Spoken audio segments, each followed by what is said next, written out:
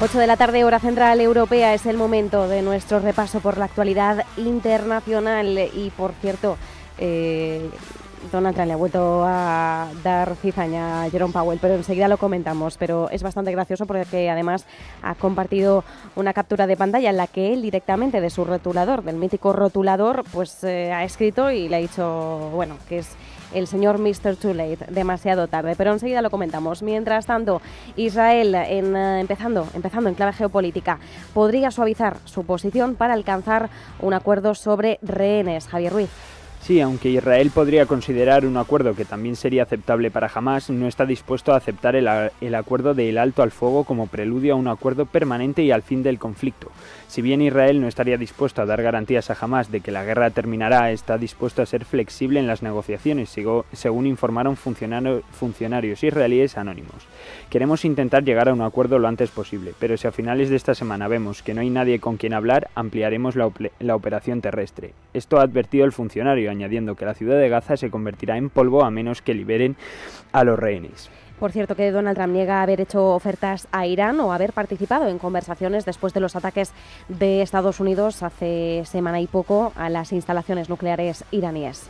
El presidente estadounidense ha negado los comentarios del senador demócrata Chris Coons, quien había sugerido que la administración busca un acuerdo nuclear de alivio de las sanciones similar al de 2015 de Barack Obama. Trump ha recalcado que no ofrece nada a Irán y ha insistido en que su programa nuclear ha sido totalmente eliminado con los bombarderos lanzados contra las instalaciones de Natanz, Fordow e Isfahan. Mientras tanto, ha hablado el presidente iraní, Pezeshkian, quien ha criticado los dobles raseros del Organismo Internacional de Energía Atómica. Cuando Macron ha expresado su preocupación por la disminución de la colaboración de Teherán con el Organismo Internacional de Energía Atómica, el presidente iraní Masoud Pezeshkian ha señalado la conducta sesgada del organismo, citando la publicación de informes inexactos sobre las actividades nucleares de Irán y el silencio sobre los ataques contra sus instalaciones, lo cual había socavado la confianza. Macron también ha querido expresar sus condolencias por las bajas iraníes en las recientes acciones militares israelíes. Por cierto, que la Casa Blanca acaba de confirmar que Donald Trump firmará esta tarde una orden ejecutiva para aliviar las sanciones de Estados Unidos contra Siria.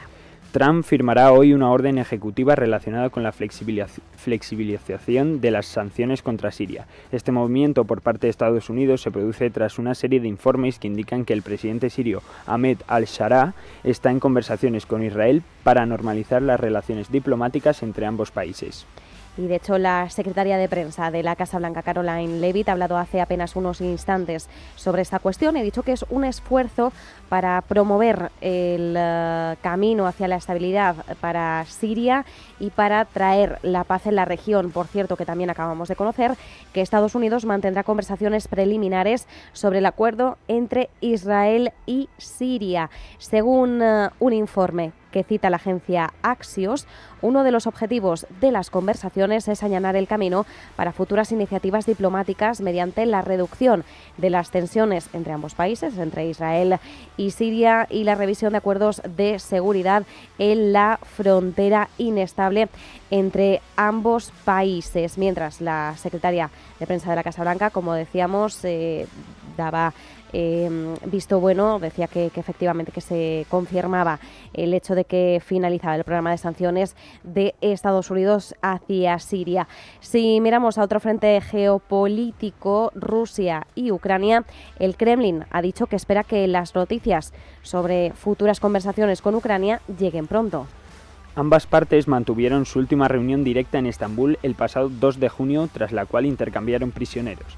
El portavoz del Kremlin, Dmitry Peskov, ha añadido que Ucrania sabe perfectamente qué hacer para detener el conflicto. Dejando a un lado a Ucrania, el Kremlin también ha aportado algo de información sobre un proyecto de ley en Estados Unidos, impulsado por el senador Lindsey Graham, que impondría un arancel del 500% a las importaciones de energía rusa adquirida por países que no brindan ayuda a Ucrania. Esto ha provocado que Peskov haya calificado a Graham como un rusófobo empedernido y ha advertido que esta medida no contribuye a resolver la guerra en Ucrania. Mientras tanto, la Unión Europea ha extendido las sanciones a Rusia por otros 6 meses. El Consejo Europeo ha prorrogado las sanciones contra Rusia hasta el 31 de enero de 2026. La Unión Europea ha adoptado hasta ahora 17 paquetes de medidas dirigidas al gobierno ruso, así como a entidades e individuos que apoyan la guerra de Rusia contra Ucrania. El Consejo ha afirmado que mantendrá las sanciones y que adoptará medidas adicionales si las acciones ilegales de la Federación de Rusia siguen violando las normas fundamentales del derecho internacional. Mientras tanto, Viktor Orbán, el primer ministro húngaro, dice que la OTAN debe llegar a un acuerdo con Rusia para evitar una carrera armamentística. El primer ministro húngaro, Viktor Orbán, ha dicho que tarde o temprano la OTAN tendrá que acordar con Rusia cuánto dinero se dedicará al gasto militar, porque de lo contrario el cielo es el límite. También ha añadido que Europa necesita fortalecerse, pero que debe evitar una carrera armamentística y que la única opción para evitarlo es llegando a un acuerdo con Rusia. El primer ministro húngaro también ha afirmado que se está formando una mayoría dentro de la OTAN que cree que cualquier conflicto con Rusia podría llevarnos a la Tercera Guerra Mundial. Mientras tanto, el secretario general de la ONU, Antonio Guterres, ha lanzado varias advertencias en el marco de la Cumbre de Naciones Unidas que ha arrancado hoy en Sevilla. Ha recordado que los indicadores de desarrollo han sufrido un revés, ha señalado que el crecimiento económico se ha ralentizado, las barreras comerciales han crecido y la ayuda al desarrollo ha disminuido. Ha criticado el aumento del gasto en defensa de la OTAN, señalando que no debe ir en detrimento de la ayuda humanitaria. Entonces yo comprendo la necesidad que los estados sienten de garantizar su defensa, pero lo que me parece profundamente errado es incrementar el gasto de defensa reduciendo el gasto de cooperación internacional y sobre todo el gasto de ayuda humanitaria. En clave comercial, el secretario del Tesoro de Estados Unidos, Scott Bessent, espera una oleada de acuerdos comerciales a medida que aumenta la presión. Y es que la fecha límite del 9 de julio está cada vez más cerca. Bessent ha reconocido que espera que la mayor parte de los acuerdos se cierren en el último momento en medio de la presión. Sin embargo, ha dejado claro que aquellos países que no consigan llegar a un acuerdo con Estados Unidos podrían volver a los aranceles recíprocos anunciados por Trump el día de la liberación. No le voy a decir a ningún país, pero tenemos países que están negociando de buena fe. Sin embargo, si no pudiéramos llegar a un acuerdo porque se mostrarán reacios, podrían volver a los niveles del 2 de abril. Espero que eso no tenga que suceder. Pues esta es la advertencia de Scott Bessent. Mientras tanto, otra negociación en camino, Estados Unidos con Canadá. Canadá ha decidido eliminar su impuesto a los servicios digitales dirigido a gigantes tecnológicas estadounidenses con el objetivo de reiniciar las negociaciones comerciales con Estados Unidos. Canadá ha revocado el impuesto apenas unas horas antes de que entrase en vigor. El secretario de Comercio estadounidense Howard Lutnick ha expresado su gratitud a Canadá por dar marcha atrás y ha asegurado que el impuesto habría sido un obstáculo para cualquier acuerdo comercial entre Estados Unidos. El primer ministro canadiense Mark Carney y su homólogo estadounidense Donald Trump reanudarán las negociaciones comerciales para alcanzar un acuerdo antes del 21 de julio. El asesor económico estadounidense Kevin Hassett ha asegurado que las conversaciones comerciales entre ambos países se reanudarán inmediatamente. Y mientras tanto, Japón, en medio de esas negociaciones comerciales, parece que estaría considerando una sugerencia que hizo Donald Trump y es comprar petróleo a Estados Unidos. El primer ministro japonés Shigeru Ishiba ha anunciado que considera la sugerencia de Trump. El presidente de Estados Unidos dijo que Japón debería comprar petróleo estadounidense para reducir el desequilibrio comercial bilateral. En una entrevista para Nikkei Asia, Ishiba ha revelado que es una posibilidad, pero que requiere una consideración más profunda debido al precio y el tipo de petróleo que produce Estados Unidos.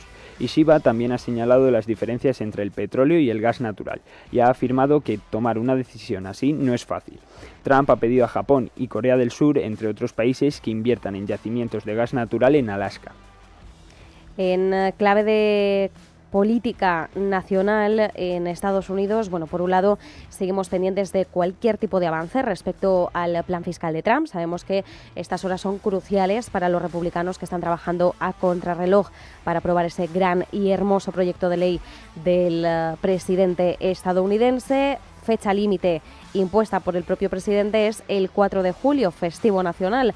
Hay grandes divisiones dentro del Partido Republicano, pero a pesar de ello, los republicanos del Senado van a intentar sacar adelante ese plan fiscal. Mientras tanto, no tenemos noticias que confirmen que ya hay algún tipo de avance. Y por otro lado, el gobierno de Trump afirma haber descubierto que la Universidad de Harvard violó derechos civiles. La administración estadounidense asegura que la Universidad de Harvard ha violado la Ley Federal de Derechos Civiles a través de su trato a estudiantes judíos e israelíes, según el Wall Street Journal.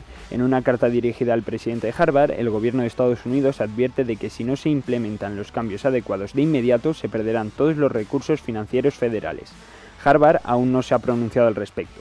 La disputa entre la universidad más antigua del país y la administración Trump lleva ya varios meses en curso. Por cierto, en clave de política monetaria, el último golpe de Donald Trump a Jerome Powell. Ha subido Donald Trump una publicación a Truth Social y en ella se puede ver pues la situación actual de los tipos de interés de los distintos bancos centrales a nivel mundial. ¿Qué ocurre? Pues que en amarillo ha subrayado no solo el tipo de interés de Estados Unidos al 4,5%, sino que ha señalado también todos los que están en ese mismo nivel.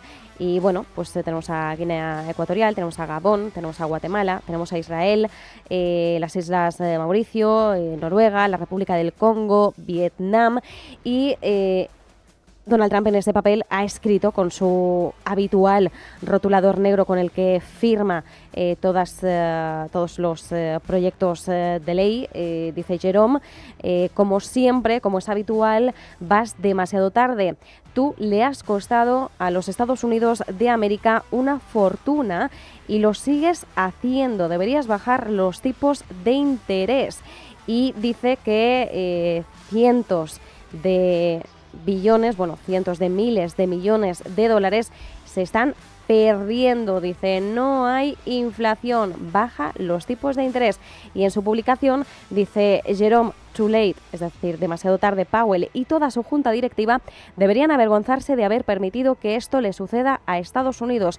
Tienen uno de los trabajos más fáciles, pero a la vez más prestigiosos del país y han fracasado y siguen haciéndolo. Si hicieran bien su trabajo, nuestro país se ahorraría billones de dólares en intereses. La Junta simplemente se queda de brazos cruzados, así que son igualmente culpables. Deberíamos pagar un 1% de interés o incluso un poco más. Bien, pues esta es la última traca de Trump a Jerome Powell y también en clave monetaria quien ha hablado es Rafael Bostic de la Reserva Federal y ha advertido de que no hay suficiente claridad para el recorte de tipos en julio.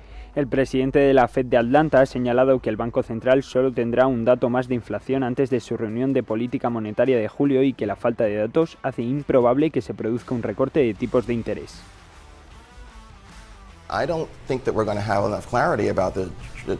No creo que tengamos suficiente claridad sobre la trayectoria de la economía para saberlo con certeza para julio.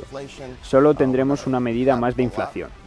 Habrá mucha incertidumbre sobre cómo otras políticas están impactando en el mercado laboral, y sin este tipo de claridad, no creo que sea apropiado avanzar en ninguna dirección en este momento, sino más bien esperar.